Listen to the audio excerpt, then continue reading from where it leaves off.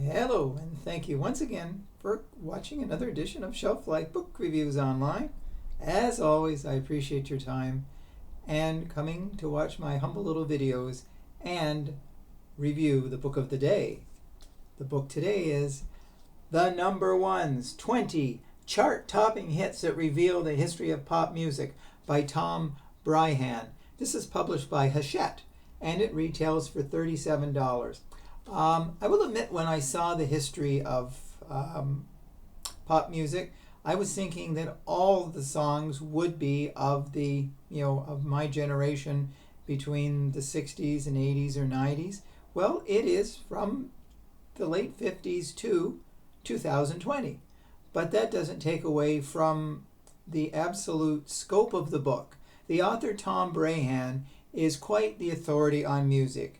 He is one of the contributors to Stereo Gum, it's called. It's an online music site, and he has undertaken the task of reviewing every single number one song that has been on the Billboard Hot 100 since it began with Rick Nelson's Poor Little Fool in 1958. So it's an exhaustive task where he's reviewing well over 2,000 number one hits. So in this book, he does pick 20, and give him credit for his scope for what he has chosen. He begins with The Twist by Chubby Checker. It was released in the late 50s, and actually the song had been done by Hank Ballard earlier, and it got to number 28. Well, Dick Clark was a great proponent of the song The Twist, so he really, on American Bandstand, he pushed the song, he pushed Chubby Checker as one of the best up-and-coming artists, and he really was.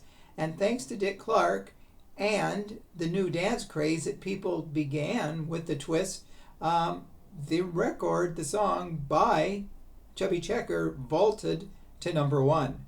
And it stayed there for a while, and people bought it.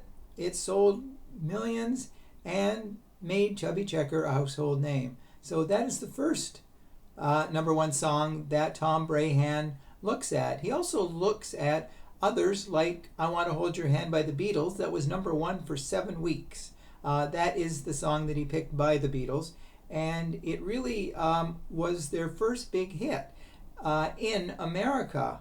Coincidentally, the song hit number one in England in October of 1963, but it didn't make number one in America till late February 1964. So the Beatles were already very popular in their native country, but it took a little while for Americans to catch on to Beatlemania. He also talks about Good Vibrations, which at the time Capitol Records was looking for a group really to rival the Beatles, even though the Beatles were also on Capitol Records. The Beach Boys with Good Vibrations, which did hit number one in 1966, the record label was trying to get away because the Beach Boys were mainly doing surf music, Surfing USA and Cars, Little Deuce Coupe, and they wanted them really to broaden out because they figured that with the Beatles so popular, the Beach Boys had to do something other than surf and cars, and they came back with Help Me Rhonda first, and then Good Vibrations, which is termed a classic. There are a lot of other number ones here in this book that basically tell us a history of pop music and rock and roll. He presents Mariah Carey and says she is the first person ever in history to have 5 straight number one hits on the Billboard Hot 100. So, and then he talks about Ice Baby Ice by Vanilla Ice, and it is the first rap song that hit number one on the charts, which was ironically done by a white singer. So the book in scope, it talks about so many different number ones. And he talks about Rock Your Baby by George McRae, which was really a disco song. That was part of the disco phase. Dreams by Fleetwood Mac. Don't You Want Me by the Human League, Billie Jean by Michael Jackson. Of course, you have to mention Michael Jackson as a pioneer of the music world.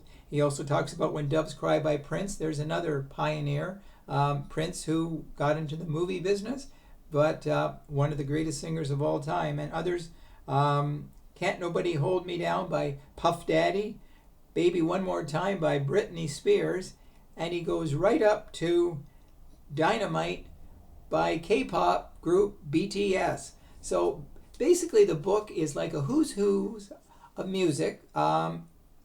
Picking 20, I'm sure was very difficult for him because there were a lot of groups and singers that he could have put up here, like the Rolling Stones were glossed over, and so many other bands that have had a big string of number one hits.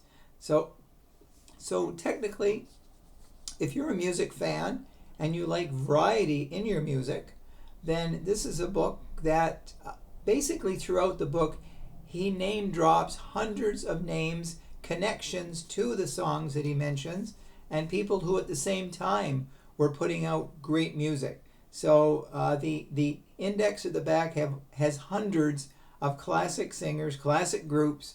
So if you love music, you will love this book. It's number one with a bullet, really. It's a great book. So it just shows you how far music has come, and the roots of music, the connections of music to big stars, and hey, the sky's the limit in the music world. And Tom Breihan really has created a classic book. So there's your book today. Hopefully you will agree with me. If you do go out and purchase it, please let me know if you do agree with me. So until we meet again, and we shall, with another great book, stay safe and stay sane and stay in touch. And I'll see you at the bookstore. Bye for now.